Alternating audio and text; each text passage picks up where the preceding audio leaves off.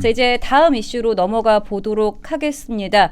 어제 내년도 예산안 심의를 위해서 국회 운영위가 열렸는데요. 이재명 정부의 부동산 대출 정책을 두고서 이 김용범 대통령실 정책실장과 국민의힘 김은혜 의원이 날선 공방을 펼쳤습니다. 그야말로 고성과 설전이 오고 갔는데요. 어떤 일인지 좀 영상으로 확인해 보고 오겠습니다. 의원님 어떻게 그렇게 가족을 그냥 막 엮어가지고 그렇게 말씀하세요? 자, 정리해 주세요. 자, 정책시장도 그렇고 우리 저 김은혜. 자, 다음은 엮었잖아요. 박상혁 의원님 질의해 주시기 바랍니다. 네. 아니 제 딸이 전세 그 갭 투자한다고 그런 식으로 자, 말씀하셨잖아요. 저 적당히 하세요. 공직자 아버지 둬가지고 뭐 평생 눈치 보고 살면서 전세 부족해서 그런 딸에게 자, 무슨 갭 투자 정책실장님. 무슨 말씀이세요 지금 의원님? 정책실장의 의원님이 말씀했잖아요. 우리 딸이 갭 투자 정책실장. 들어가 있다고. 제가 갭 투자 안 했다고 말씀드렸잖아요. 그 정도 하시라뇨. 아니 둘 다 사실 아닌 걸 가지고 왜 그러세요? 갭 투자 안 했어요. 자, 잠깐만. 자 그만하시죠, 김은혜 의원님들. 지금 말씀하시면 의원님 하지 말라니까. 가만 있어. 가만 있어봐. 가만 있어. 정책시장, 안 가만 되니까. 있어봐. 안 된다니까. 좀 가만히 있어. 좀 대통령실. 가만 있어봐요. 정책시장, 봐봐. 안 되니까. 그러면 안 돼요. 위증도 그렇고 아니, 말이죠. 안 된다니까 지금. 정책시장. 지금 위원장이 홍보를 지금 뭐 하는 겁니까? 여기 정책실장 화냈는 거는 것입니까? 송구합니다. 네, 김용범 대통령실 정책실장 그리고 김병기 원내대표까지 굉장히 흥분하는 모습을 볼 수 있었는데요. 자, 국민의힘 김은혜 의원이 딸 전셋집 자금 마련 경위를 묻자 이 딸이 저축한 돈과 자신이 빌려준 돈으로 마련했다라고 답변을 하고서 이어서 추가 질의가 이어지자 돌연 김 실장이 목소리를 높였습니다. 딸을 거명하지 말라라면서 굉장히 경로를 하는 모습을 볼 수 있었는데요. 자, 급기야 옆에 있던 우상호 정무수석과 김병기 운영위원장까지 나서서 말렸지만 한참 동안 이렇게 고성이 오고 갔습니다. 이 상황 좀 어떻게 보셨나요? 일단은 평가하고 싶은 장면은 김병기 원내대표가 그래도 김은혜 의원에 대해서 뭔가 지적을 하는 게 아니라 김용범 정책실장의 저 과한 답변과 저 오버액션에 대해서 말리려고 했던 거. 만약에 저게 법사위였다면 추미애 법사위원장이 아마 김은혜 의원을 퇴장 조치했을 겁니다. 네. 그런데 그렇지 않고 김병기 대표가 정책실장을 말리려고 했고 그 옆에 있는 우상호 정무수석이 뜯어 말리고 뒤에 있는 심지어 김병욱 정무비서관이 정책실장이 과하다라고 하면서 말렸다라는 것은 어쨌든 자제하려고 했었던 장면인 것 같아가지고 평가할 만한데요. 근데 어쨌든 정책실장이잖아요. 이 국회의원의 어떤 질문과 물음에 답변을 제대로 해야 될 의무와 책임이 있는 사람인데 굳이 저렇게 막 급발진해가지고 답변한다는 것 자체가 좀 이해가 안 되고 저 영상을 봤거든요. 근데 네.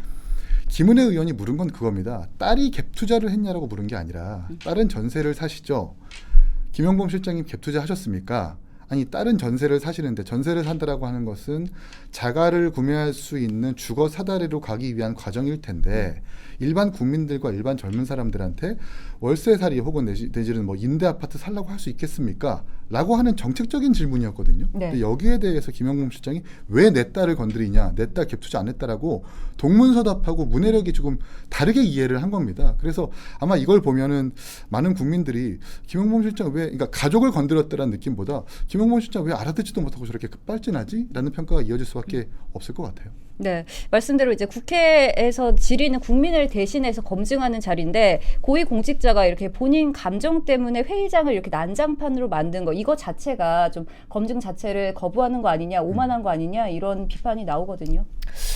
네, 그렇습니다. 저도 저 장면을 도저히 왜 저렇게 고성방가를 질러야 되는지 이해가 안 돼서 한 4번 정도 돌려봤어요. 그러니까 보니까 오해를 좀 하신 것 같아요. 그러니까 따님이 이제 갭 투자를 했다고 이렇게 질문을 하는 줄 알고 근데 그도 그럴 것이 김용범 실장 본인께서 이제 갭 투자로 굉장히 조금 곤혹을 치렀던 이제 일이 있었지 않습니까? 이분이 서초죠. 그러니까 강남 서초에 4억짜리 그러니까 일명 딱지 예, 그거를 샀는데 그게 지금 서초 레미안으로 재건축에 대해서 한 40억 정도 예, 그렇게 지금 이제 되는 아파트인데 그러니까 그때 11호 부동산 정책이 나왔을 때 가장 비판받았던 부분이 아니 이 서울 수도권에 있는 청년들 신혼부부들에게는 정말 집 한 채 못 사게 대출 다 막고 네. 정말 집 한 채 못 구하게 해놓고 정작 이 정책을 고안한 고위공직자 본인들은 갭 투자 다 하고 전세 끼고 사놓고 실거주 안 하고 좀 그렇게 했기 때문에 비판을 받았던 거잖아요. 그중에 비판을 받은 한 사람이 이 김용범 실장님이거든요. 그렇다 보니까 이제 이번 질의도 그런 질의인 줄 알고 화들짝 본인이 놀라서 좀 그렇게 오해를 한 것 같아요. 김은혜 의원의 질의는 사실 이거였거든요. 그러니까 이렇게 힘든 11호 부동산 대책 때문에 청년들이 많이 힘든데 그 청년들의 전세 대출금마저도 이번 예산안에서 완전 삭감했단 말이에요. 그러니까 이 청년들이 지금 집 구할 수 있는 목돈 대출 지금 못 구하는 이런 상황인데 그러면 실장님 따님은 집은 어떻게 구하셨는지 한번 이 청년들의 마음을 살피실 수 있는지 역지사지하실 수 있는지 뭐 이런 거를 물어보는 과정이었어요. 근데 이거에 대해서 이제 오해를 해서 발끈해버린 거죠. 그래서 김병기 원대는 보다가 본인은 그 얘기가 아닌데 지금 저렇게 발끈하시니까 저러면 안 되는데 왜 안 돼요? 지금 민주당 입장에서는 부동산 얘기가 더 나오면 안 돼요. 실패했거든요. 네. 이 얘기가 나오면 안 되는데 지금 우리 보세요. 이 얘기가 나오면서 부동산 얘기 또 하고 있지 않습니까? 그랬기 때문에 김병기 원대가 화들짝 놀라서 다시 그 이름을 3번 이상 부르면서 멈춰 세운 게 아닌가 싶어요. 이번에 이제 내년 본 예산을 보면 청년 버팀목 대출이라는 항목이 있는데 네. 기존 14조 500억 정도의 예산에서 10조 3천억까지 삭감이 됐답니다. 그러니까 4조 정도를 삭감을 한 거거든요. 그럼 4조만큼의 대출이 없어지는 거고 열심히 일해서 돈 벌어가지고 전세든 자가든 간에 집을 구하고 싶은 젊은 사람들한테는 이만큼의 대출이 사실 허용이 불가능해진 거예요. 이걸 김은혜 의원이 따져 물었는데 네. 왜 내 딸을 건드리냐고 동문서답한 거라서 아마 이렇게 다 이해하실 것 같고 이분이 사실 한간에는 전북지사 출마설까지 떠돌고 있는 사람입니다. 근데 요즘 이 국회의 유행이라고 하는 게 국회의원들의 질문에 고분고분 답변하지 않고 어쨌든 고압적으로 답변해가지고 쇼츠 한번 잘 뽑아보자 이런 유행도 좀 있거든요. 지난번 운영위 감사에서도 주진우 의원이 질문하니까 강훈식 비서실장이 주진우 의원보다 더 고압적으로 답변하는 모습 보면서 지금 국회의 어떤 피감기관의 답변 태도나 이런 일관된 기조가 그렇게 자리 잡은 것 같아요. 아마 그런 연유에서 저렇게 급발진해가지고 고성하고 뭐 나를 뜯어 말리지 말라라고 막 몸적 액션도 보이면서 했었던 그런 부분도 있는 것 같습니다. 근데 제가 이번 김용범 급발진 사태 영상을 보면서 한 가지 조금 의아한 부분이 있었어요. 네. 그러니까 우리들의 지금 청년들의 아픔과 문제 제기는 그런 거잖아요. 집을 살려면 우리가 목돈을 구하기가 정말 어렵잖아요. 목돈을 마련한다는 것은 결국 매달 따박따박 저축을 하는 결국 우리의 시간을 소비하는 것이거든요. 그래서 그런 부분이 많이 힘든데 그 김은혜 의원께서 그래서 전세 자금을 따님은 어떻게 마련했습니까? 하니까 일부 본인이 줬다고 그랬어요. 근데 그게 한 1억 2천 준 거라면서요. 근데 그 1억 2천 그냥 준 거예요. 이거 예를 들어서 차용증 안 썼거나 이자 제대로 안 받고 있으면은 이거 불법인 겁니다, 사실상. 그래서 이거에 대해서 본인은 아무 문제의식 없이 그냥 툭 얘기하는지 모르겠지만 저는 이거 좀 따져봐야 된다고 생각을 하거든요. 이거 왜냐하면 제대로 이것을 처리하지 않았으면 세무조사 대상입니다. 뭐 본인께서 뭐 전북지사를 나가시는지 어디 나가시는지 모르겠으나 이런 정책실장이라는 고위관직이 있으면서 세무조사를 받았을 때 여러 가지 문제가 또 이렇게 나온다면 굉장히 문제가 되는 부분 아니겠습니까? 그렇죠. 예, 왜냐하면 김윤덕 국토부 장관께서도 지금 자식에게 돈을 그냥 이렇게 준 거 쪼개기, 그러니까 증여세를 안 내기 위한 편법 의혹을 받으면서 쪼개기 돈을 이렇게 쪼개서 돈을 준 거에 대해서 굉장히 좀 문제가 많이 됐었거든요. 그러니까 김윤덕 국토부 장관이 어떤 식으로 자식에게 돈을 줬냐면 뭐 6억 한 5천 정도인데 뭐 한 4억 정도는 본인이 주고 나머지 1억 얼마는 또 배우자가 주고 이런 식으로 해서 쪼개가지고 주고 금리를 뭐 2점 몇 프로 받고 부인은 아예 금리를 안 받고 무이자로 받았다는 거예요. 돈을요 무이자로 이렇게 빌려주고 평균보다 매우 낮은 금리로 돈을 자식에게 주는 것은 거의 증여로 볼 수밖에 없는 상황입니다. 그래서 이런 부분들을 아니 다른 청년들은 그렇게 아프게 해놓고 본인들은 돈 이렇게 솔직히 부모님한테 1억 몇천 6억 몇천 턱턱 집 살 때 받는 사람이 평범합니까? 당장 세무조사 들어가야 되는 거 없어요. 아닌가요? 제 말이에요. 이미 국세청에서 사례를 찾아보니까 부모님한테 돈 빌려가지고 분양받은 아파트 잔금 치르는 거는 과세 대상이다라고 하면서 과세 예고 통지서까지 보내고 있더라고요. 이제 일반 국민들한테는 부모와 자녀 혹은 형제와 형제 간의 돈 거래라 하더라도 그게 차용증을 쓰고 정확하게 과세 대상이라고 기준을 잡고 있는데 권력자들한테 그게 좀 적용이 안 되는 것 같아서 좀 안타깝다는 생각이 들고 전 김영범 실장이 막 자기는 갭 투자 안 했다라고 억울하다고 하면서 저렇게 화를 냈잖아요. 네. 다른 관료들이 갭 투자한 거 그 사람들은 도대체 뭐가 되는가. 사실 그분들의 이 김영범 실장이 보여줬었던 분노는 김은혜 의원을 향해서 표출할 게 아니라 다른 관료들 갭 투자했다라고 사실 팩트 체크가 된 그 다른 관료들한테 향해야 된다라는 말씀도 덧붙이고 싶습니다. 네, 안 그래도 요즘 정말 전세난이라고 할 정도로 서울에서 집 구하고 사는 게 정말 꽉 막혀 있습니다.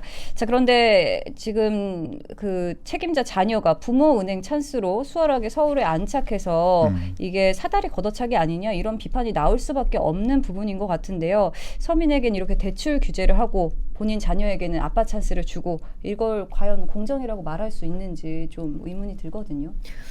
그래서 이제 이번 11호 부동산 대책이 나왔을 때 서울의 평양화 이런 얘기가 나왔던 겁니다.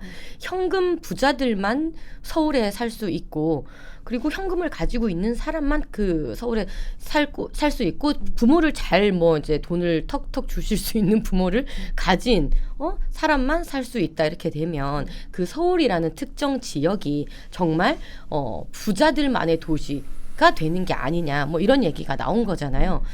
그래서 이것에 대한 청년과 신혼부부들과 이런 이제 우리 주거 취약층들이 굉장히 울분을 토했는데 더 울분을 토한 것들이 그 11호 부동산 대책 이후에 나왔던 가령 예를 들면 15억 아파트가 뭐 서민 아파트라든지 뭐 그런 고위공직자들의 그 민주당 인사들이 생각이 공감 능력이 너무 동떨어져 있다는 거였잖아요. 거기서 더 울분을 토했던 건데 지금 보면은 이 부의 대물림, 부의 양극화 이런 것을 오히려 부추기는 정책이 지금 민주당과 이재명 정권이 하고 있는 정책이라는 것이죠. 이게 지금 결과로서 나타나고 있다.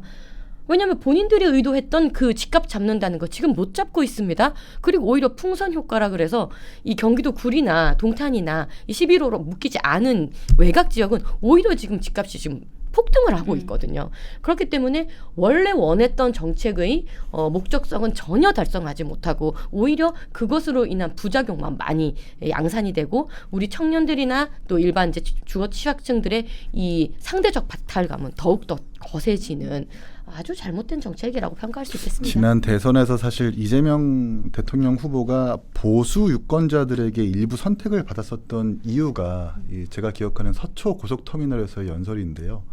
진보 정권만 들어서면 집값이 오르는 거 나는 그렇게 하지 않겠다. 누르고 눌러서 가격이 튀어오르는 그 이상 행동을 더 이상 민주당이 하지 않겠다라고 공언을 했거든요. 그래서 진짜 이재명 후보가 진보 정권이지만 그래도 보수 정권의 어떤 기조를 이어받아가지고 아파트 값을 안정화시키려고 하는구나. 그 시장을 존중하려고 하는구나라고 해서 유권자들한테 선택을 받았던 걸로 저는 이해를 하는데 근데 지금 행동은 완전히 다른 거잖아요. 서울과 경기 12곳을 조정 대상 지역으로 묻고 또 심지어 저희 개혁신당 천하람 대표가 밝혀냈지만 9월 통계를 누락해가지고 원래는 11호 부동산 대책이라고 한다면 대통령 시행령령상 그 직전 달부터 3개월까지 소급해가지고 9, 8, 7월에 통계를 써야 된다는 거예요. 네네. 근데 9월 달을 빼고 8, 7, 6월을 쓰니까 사실 9월 달을 넣었으면 뭐 수원 8달이나 성남 중원이나 이런 데가 사실 조정 대상 지역에 빠져야 되는데 같이 묶어버린 겁니다. 그래서 행정소송까지 지금 이루어지고 있는 거거든요. 네. 그러니까 연설 때 했었던 그 기조가 완전히 반대되는 행보를 보이고 있어가지고 아마 더 많은 비판을 들을 것 같다는 생각이 들고 전 더 안타까운 게 지금 민주당에서 제가 알고 있기로는 월세 연장법을 발의한 걸로 알고 있어요. 월세 연장. 네, 네네. 기존에는 이제 임대인과 임차인 계약상 2년 계약하고 2년 더 연장할 수 있는 걸로 알고 있는데 2년 계약하고 2년 연장하고 또 한 번 2년 연장하는 것 혹은 3년 계약하고 네, 또 맞아요. 3년 연장하고 또 한 번 3년 연장해서 최소 6년에서 최장 9년까지 연장할 수 있도록 네. 하게 됐습니다. 이렇게 되면 어떤 임대인이 집을 내놔요? 안 되잖아요. 그럼 전세가 메마를 거고 월세값이 폭등할 것이 뻔하기 때문에 지금 이 정부가 완전히 이 부동산 정책에 대해서는 잘못 잡고 있다는 생각이 들고 무엇보다 마지막으로 11호 부동산 대책으로 4억, 6억 대출도 묶는데 한편으로는 대장동 일당들의 이 7,800억 투자 보전까지 해준 것 아닙니까? 한쪽에서는 대출 묶어, 한쪽에서는 항속 포기 외압 지시로 7,800억 투자 보전해줘. 이 진정성을 누가 인정할 수 있겠습니까? 예. 네. 자, 뭐 말씀해 주셨지만 부동산 가격 지금 계속 오르고 있습니다. 거기다가 증시는 요즘 또 계속해서 하락하는 모습 보여주고 있는데요. 정부가 부동산 대신 주식으로 가라라고 유도를 했습니다. 분명히 했죠. 그런데 이렇게 증시가 무너지고 있는 동안 지금 정부가 뭘 했는지 좀 이것도 좀 의아한데요. 정부 말을 믿고 고스란히 피해는 국민들이 보고 있는 상황인데 이 상황 좀 어떻게 보십니까?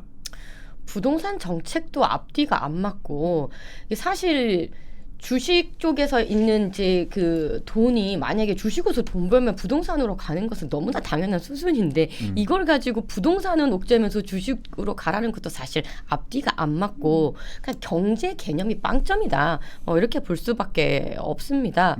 그 지금 환율도 굉장히 폭등하고 있지 않습니까? 네. 증시 하락하죠. 물가 엄청 뛰고 있죠.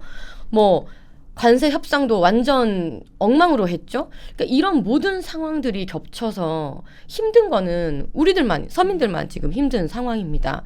그런데 지금 또 어제 보니까요. 민노총회는 쪽지 예산으로 전세 보증금을 뭐 55억을 해준다고 그래요. 맞아요. 그러니까 지금 도대체 이재명 정권은 누구를 위한 정책을 지금 하고 있는 것이냐. 예. 그래서 과연 이 정부가 돈을 어디다가 쓰고 써야 될 때 그리고 막아야 될 때 이런 것들이 지금 전혀 맞지 않고 있다. 그래서 지금 이 모든 이 힘든 상황들이 굉장히 좀 이어지고 있는 것인데요.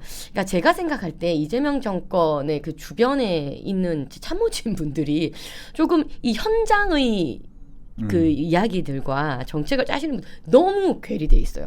현장의 그 분위기를 전혀 지금 알지 못하는 상황인 것 같습니다. 부동산 정책 짰을 때도 말도 안 되는 그 동떨어진 얘기들을 했었지 않습니까? 대장동 항속 포기도 지금 완전히 동떨어지게 상 줄 사람 벌 주고 벌 줄 사람 상 주고 좀 이렇게 거꾸로 가고 있기 때문에 딴 나라 살고 있는 사람들 같다 싶어요. 네. 시중에 이렇게 돈을 푸는데 환율이 안 올라갈 수는 없는 거잖아요. 거기다가 그 환율을 잡으려면 어쨌든 시중에 돈을 푸는 게 아니라 긴축 재정 내지는 다른 분야를 좀 점검을 해야 되는데 당장 이 정부의 고위공직자들은 뭐라고 하냐면 빚투, 그러니까 빚내서 주식에 투자하라고 얘기를 하고 있어요. 네. 조금 더 심하게 얘기하면 국가를 지금 주식 리딩방처럼 운영하고 있는 겁니다. 그러면 안 되는 거예요.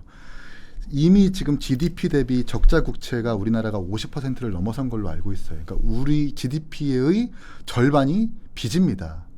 이런 상태에서 갤럽 여론조사에도 나왔지만 지금은 확장 재정보다 긴축 재정을 해야 된다라고 응답하는 사람들이 거의 과반에 가깝거든요. 그리고 확장 재정은 안 된다라고 하는 사람들이 상당히 많고요. 이런 상황에서 시중에 돈 풀고 소비 쿠폰 찍어내고 계속해서 물가를 안정화시키려는 그것보다 뭐 주식으로 돈을 투자해라, 부동산 투자하지 말고 이렇게 하면 환율이 안 오를 수가 없죠. 예. 네. 국민들 입장에서는 이렇게 부동산 가격도 오르고 증시는 떨어지고 여러모로 힘든 상황일 수밖에 없는데 이렇게 정책 실패로 국민들 자산은 살살 녹고 있는데 정책실장은 국회에서 정책 설명보다 가족 변호에 더 바빴고요. 또 김윤덕 국토부 장관의 딸 역시 6억 5천만 원 전액을 현금 지원받고 쪼개기 증여 등을 한 의혹이 있습니다. 이렇게 정책실장, 국토부 장관 이렇게 부동산 정책을 실질적으로 만들고 있는 책임자들이 동시에 부모 찬스 논란에 빠져 있는 건데요. 과연 이들이 만든 이런 부동산 정책에 국민들이 믿고 신뢰할 수 있는지 이런 의문이 크거든요.